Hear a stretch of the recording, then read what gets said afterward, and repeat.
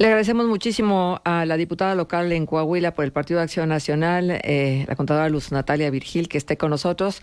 Luz Natalia, es un gusto recibirte. Importante lo que vamos a platicar contigo, esta situación entre los entes autónomos de Coahuila ante la caída en presupuesto y la afectación que esto supone, que esto implica por la reducción de los recursos federales con datos al cierre del 2022. Gracias por acompañarnos, Luz Natalia. Bueno, cuando ustedes autorizan los presupuestos de egresos, ¿contemplan alguna situación como estas de recortes fortuitos del gobierno federal, lo que por supuesto achica las bolsas que tiene el gobierno estatal? Y si lo contemplan, ¿qué tanto margen dan de maniobra? Porque pues es una cantidad de dinero importante la que se le recorta a los entes autónomos. Gracias por acompañarnos, te saludamos con muchísimo gusto, Luz Natalia. ¿Cómo está esto? ¿Cómo se está viviendo? Buenos días, Marcela y Manuel, buenos días a tus radioescuchas. Y bueno, te platico, mira, la propuesta de presupuesto de egresos se presenta una vez que ha sido analizada el presupuesto de ingresos para obtener la fuente. Y se diseña en base a históricos, o sea, cuánto es, no se diseña como quisiéramos que fuera en base a presupuesto cero, porque eso te daría más oportunidad de crear nuevos programas y nuevas metas. Pero al final de cuentas, la base es muy importante, sobre todo en los gobiernos estatales, donde la mayor parte del dinero proviene de las participaciones, del Fondo General de Participaciones y de todos los convenios de colaboración administrativa que existen para el ejercicio de los recursos, que obviamente se dan a conocer a través de la información que entrega la Secretaría de Hacienda a través de su Oficina de Coordinación con Entidades Federativas y Municipios. Se les da a conocer cuál es el presupuesto, cuál es la base, en base de los recursos que se recibirán para el siguiente año. Entonces se aprueba en diciembre, se tiene que publicar y se ejerce. Y ahí el gobierno del estado programa lo que tiene que ver con todas las dependencias, porque tú sabes, al menos en Coahuila, existen 145 organismos que tienen alguna que tienen la derrama del recurso a través de las participaciones. Estoy incluyendo a los municipios, estoy incluyendo a los organismos como CIMAS, todos tienen al final de cuentas una derrama de recursos federales que son nuestros impuestos, el IVA, el impuesto a la renta, todo lo que pagamos los ciudadanos entra a esa bolsa y de esa bolsa empieza la distribución. Si el gobierno federal te da un tope, te da una cantidad y a partir de ahí tú haces tu derrama del presupuesto de cómo lo vas a ejercer, debería de respetar. Y más viendo la recaudación a nivel federal que se está llevando a través de la Secretaría de Hacienda, vemos el comportamiento y se ha incrementado, pero no ha sido así. El gobierno federal ha centralizado el ejercicio del presupuesto, sobre todo en organismos muy importantes. Ya lo hemos visto en dependencias importantes, al momento de que se entregan a través de participaciones, a través de fondos, se entregan menos cantidad. Y esto obliga a los estados a disminuir o reajustar el presupuesto de egresos en cantidades importantes. ¿Qué ha pasado en Coahuila? Pues se ha disminuido en algunos aspectos. Por ejemplo, la Universidad Autónoma de Coahuila ha disminuido importantemente el ejercicio del presupuesto. En algunos casos, en materia de nómina, conocemos que ha disminuido plazas. Y hasta ahorita, pues no siento que haya sido una afectación muy importante para el desarrollo de las actividades de la universidad. Donde considero que está pegando es en que ya no hay una inversión en generar nuevas aulas, en generar nuevas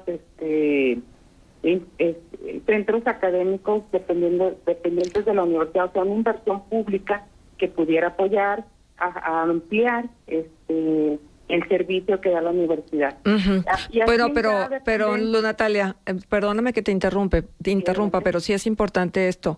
A ver, pero la Universidad Autónoma de Coahuila tiene un presupuesto muy grande, ¿sí? Sí, claro. Muy, muy grande. Entonces, su margen de maniobra es muy diferente a la de los órganos autónomos que no tienen necesariamente estas cantidades de recursos. Entonces, yo lo que pregunto es, ¿quién decide a qué se le va a recortar?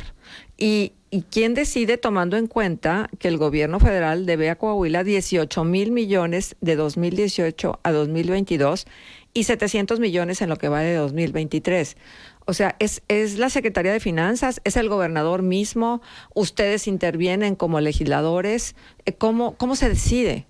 Bueno, para nuestra tristeza, no, definitivamente es algo que el Ejecutivo, a través de la Secretaría de Finanzas, define. Cuando se aprueba el presupuesto de egresos, el Congreso no vuelve a revisar ninguna modificación.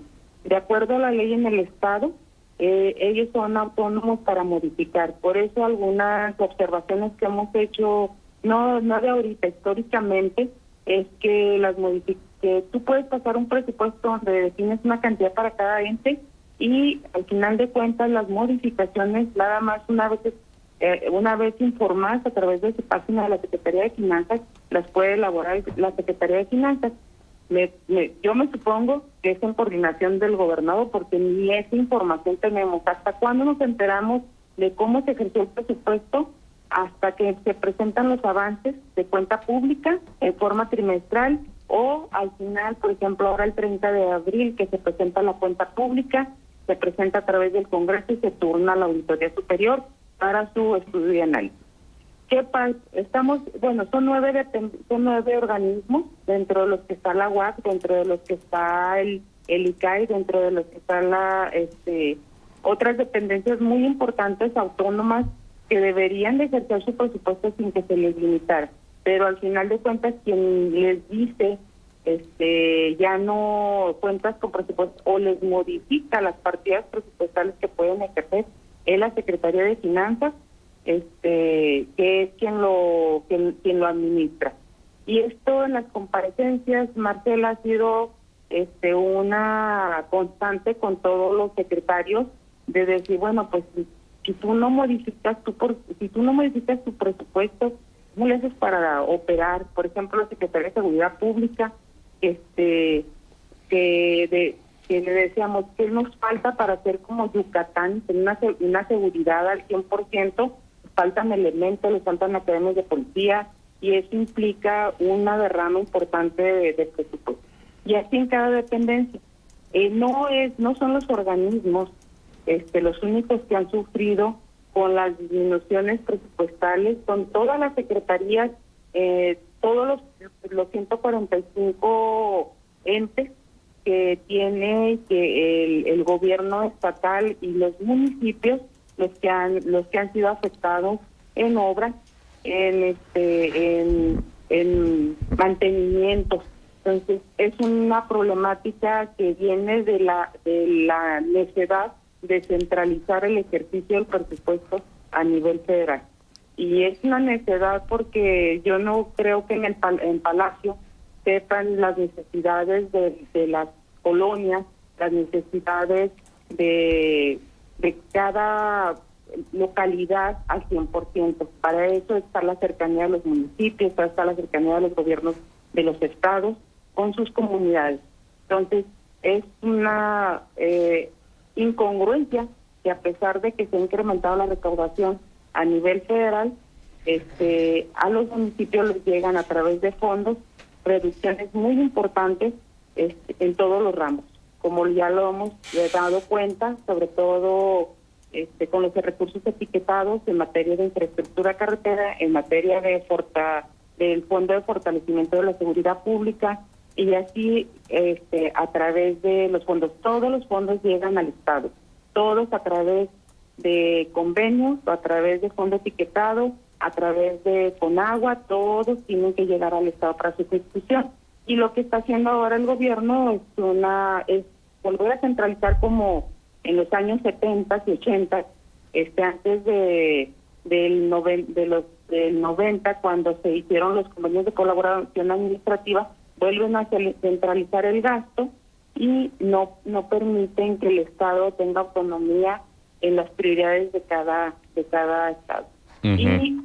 Y aquí en Coahuila, pues te comento, una vez aprobado el presupuesto de egresos, no vuelve al Congreso sino hasta que ya se ejerció, y a través de una cuenta pública, bueno, con los avances trimestrales damos cuenta de estas disminuciones, pero en la cuenta pública que será presentada el 30 de abril al Congreso es cuando ya tenemos la foto final del ejercicio del presupuesto. ¿Y quién decide? Pues el Ejecutivo.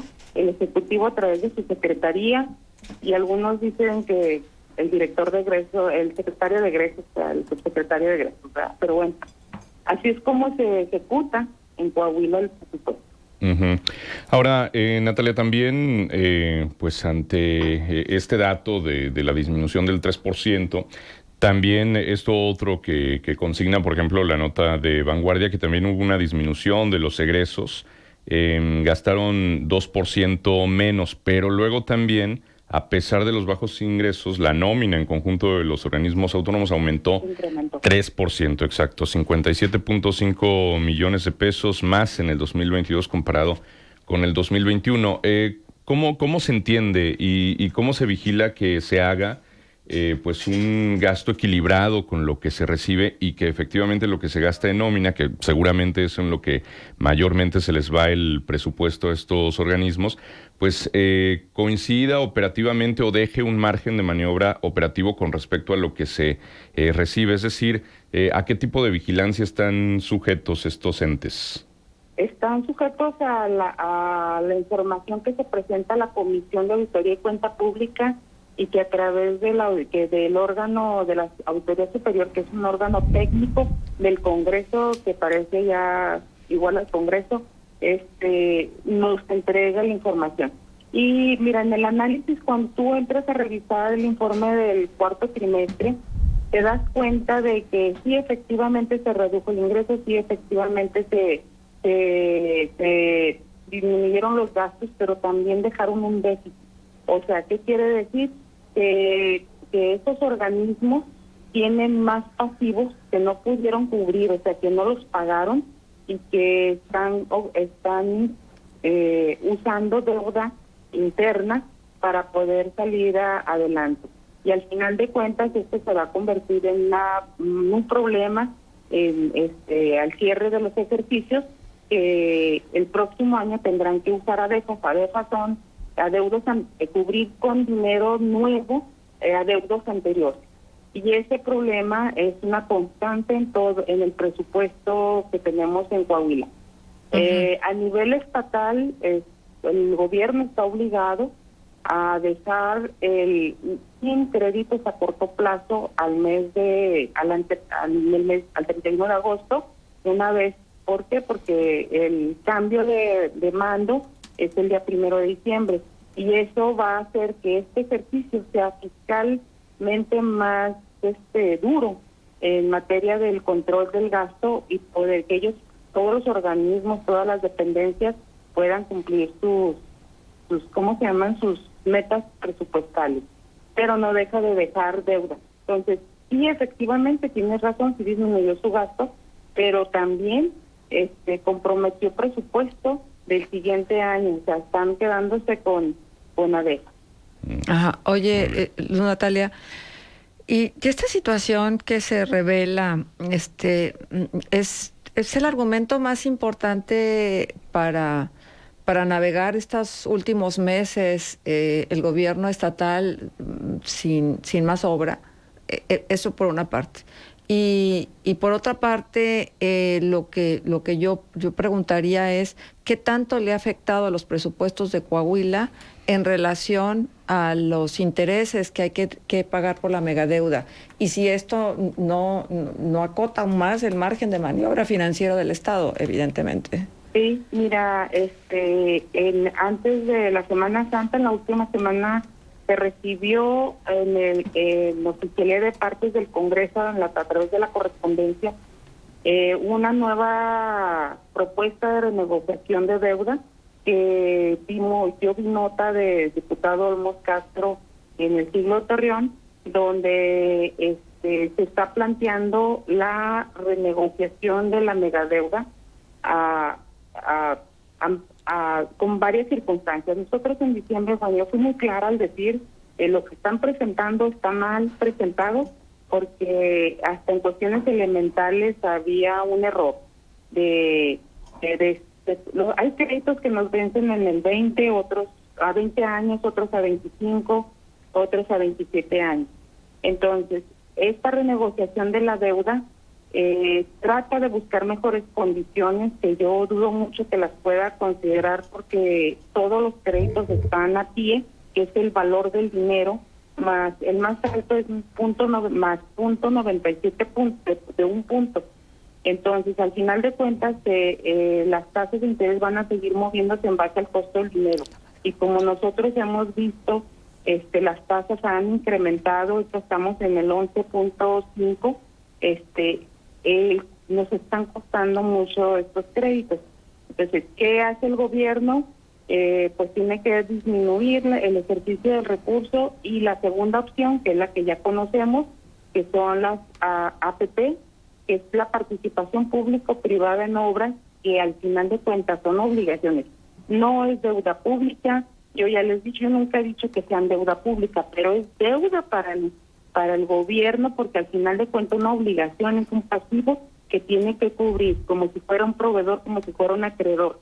Se registran en el pasivo y se tienen que cubrir y se tienen que garantizar. Uh-huh. El problema de Coahuila es que no tiene ningún porcentaje libre de sus participaciones o de los ingresos de libre disposición para garantizar. En diciembre se pasó para garantizar con el 20% del impuesto sobre nómina, que es muy poco, con 600 millones de pesos anuales para un estado tan grande y para todas las necesidades de infraestructura. Pero aún así, bueno, todavía hasta la fecha no se han pasado los proyectos a las comisiones de lo que se piensa que hacer sobre APP. Como todo tiene que pasar en el Congreso, todo uh-huh. tiene que pasar a la Comisión de Hacienda, y todo lo tendríamos que ver con qué de veras van a respaldar esta obra privada. Supongo, por lo que dijo el gobernador en su entrevista al Siglo de Torreón, porque a su medio, a GREN, estamos poniendo las condiciones para que el próximo gobierno estatal tenga maniobra con las finanzas por las reducciones en los fondos importantes, como son de infraestructura carretera, como son de Conagua. O sea, teníamos un increíble, todos los fondos que eran etiquetados y que directamente tenían una obra señalada han sido disminuidos, y en eso le doy toda la razón. Entonces, con esta deuda, con este incremento de gasto en intereses, pues no hay margen de maniobra. Renegociar la deuda es la clave, nada más que hay que renegociarla pues siempre en beneficio de las finanzas coahuilenses y teniendo una garantía cierta. Y uh-huh. eso es lo difícil de las finanzas, ¿verdad? Cuando tienes una deuda tan grande, es como la tarjeta que sacas de otra tarjeta para pagar la tarjeta. Claro. Así se nos está convirtiendo en una bola de nieve. Entonces esperemos en las próximas semanas revisar en la comisión la nueva propuesta de renegociación de deuda, que ya tenemos ahí unas deficiencias señaladas, y que veremos con el técnico de la Secretaría de la uh-huh. Secretaría de Finanzas. Ajá. Oye, Luz Natalia, ¿qué tasa TIE consideró el Estado en su presupuesto de egresos para el costo de la deuda en 2023? Y ahora mismo, en los finales de abril, ¿cuánto es la tasa? Mira, el TIE es el costo del dinero, que ahorita anda en el 11.5 aproximadamente. Ese es lo que te cuesta el dinero afuera, es oferta y demanda. Esa es la TIE. Sí. Y a eso le agregas un punto o como un punto más. Por ejemplo, si ahorita las deudas a largo plazo están a 11.5 más un punto casi, serían 12.5. Bueno, pero nada Eso más, es lo que te cuesta. ¿cuánto consideraron de tasa TIE en el diseño del presupuesto de egresos para este año? Ese es el problema, que está diseñado con lo que venía en el costo anterior del año pasado. ¿Y qué diferencia hay ahora? 5 puntos.